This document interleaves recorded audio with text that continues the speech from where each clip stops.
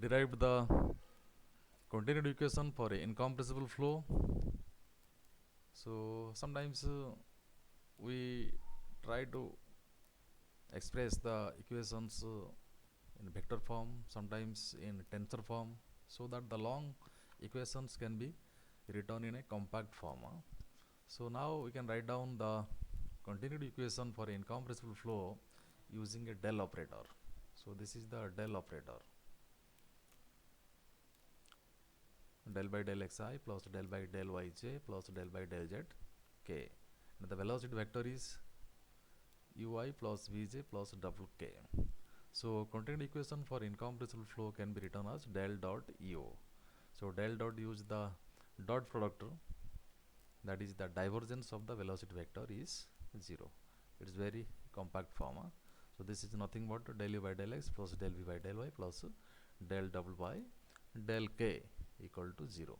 The similar process may be followed and derive the continued equation for a compressible flow. So only difference is in case of a compressible flow, the density changes and also there will be accumulation. So this is the net mass flow rate leaving the control volume in all the three directions, plus this is the accumulation of the mass. So delta V is common in all the terms, so that is gone.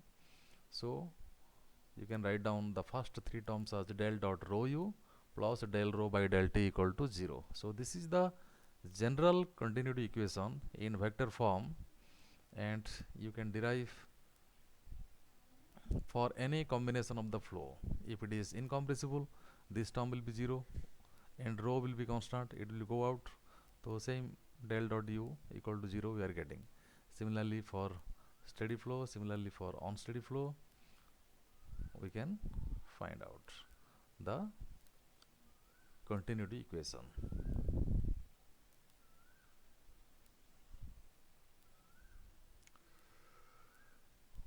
Like for a compressible steady flow, del dot rho equal to 0.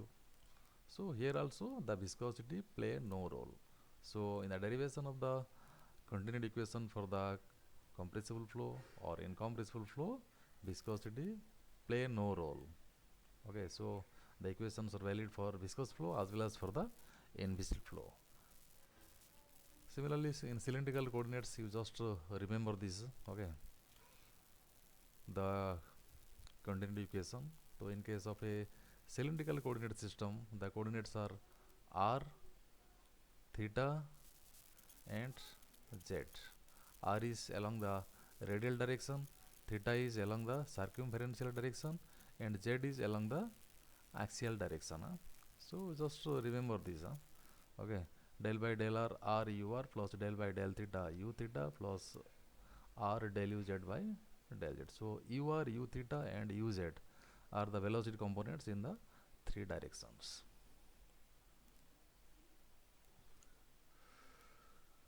So let's try to solve a simple example. So does a stream function exist for a flow field given by u equal to 2y, v equal to minus 2x? So the u component, x component of the velocity is given, y component of the velocity is given.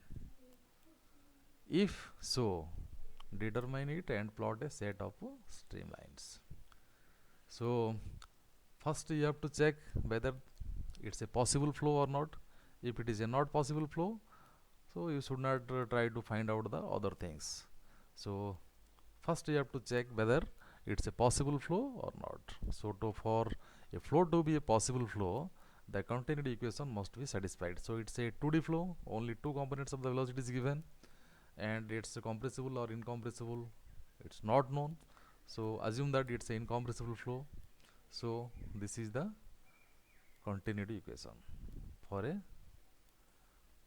2D incompressible flow. So del u by del x equal to 0, del v by del y equal to 0. So the continuity equation is satisfied.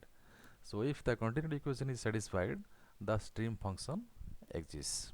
Okay, because the stream functions are defined in such a way that they are satisfying the continuity equation. You see, we have defined the stream function u equal to del psi by del y, v equal to minus del psi by del x, and this is the continuity equation. If you put these values in the continuity equation, so this continuity equation is satisfied. So if a continuity equation is satisfied, then the stream function is automatically exists. So this is the significance of the stream function. That's why we have defined the stream functions in such a way, so that the continuity equation is satisfied. So the continuity equation is satisfied, so stream function is existing in this case. So how to find out that? So you know so del psi by del y equal to 2y. So integrate this, so psi equal to y square plus fx, because this will be a function of x. When you will find out del psi by del y, this will be 0. Okay, so constant term is a function of x. Similarly, v is known. What is v? Minus del psi by del x equal to 2x. So again you integrate this, so psi equal to x square plus fy. So now what is the psi? X square plus y square. Okay, so psi equal to x square plus y square. So this is nothing but the equation of a circle. So the streamlines are concentric circles. Okay, a number of concentric circles you will get as the streamlines. So how can you find out whether the streamlines will be in the clockwise direction, yeah, in the anti-clockwise direction? So it's not known. So consider a circle of r 2 units. So for a point, you can take 2 points, this point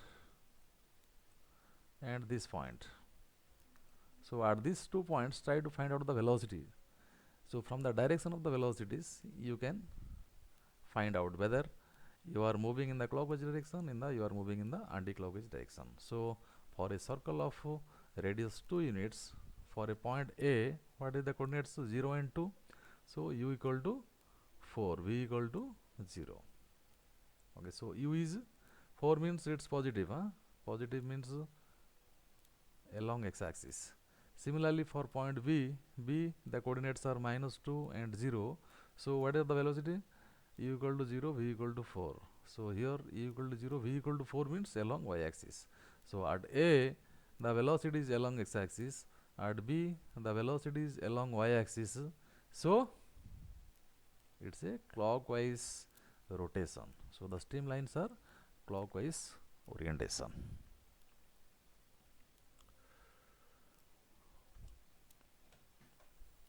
So we have derived the continuity equation in differential form. Sometimes if there is only one inlet and there is only one outlet, and if it is a steady flow, so in case of a steady flow there is no accumulation of the mass, so mass flow rate entering will be equal to the mass flow rate leaving. So rho u1 a1 equal to rho u2 a2. So a1 equal to a2 u2. So whatever mass volume entering, the same amount of mass or volume will be leaving the control volume. So here u1 and u2 are the average velocities at the cross sections. So average velocity, how can you find out? So the average velocity into area will be equal to the surface integral of u dot dA. So basically the velocity changes in the radial direction. So if you know the velocity profile multiplied by the dA, taking a small elemental area and find the surface integral. So that will be the total volumetric flow rate, which will be equal to the average velocity and the cross sectional area at that point. So from this expression you can find out the average velocities.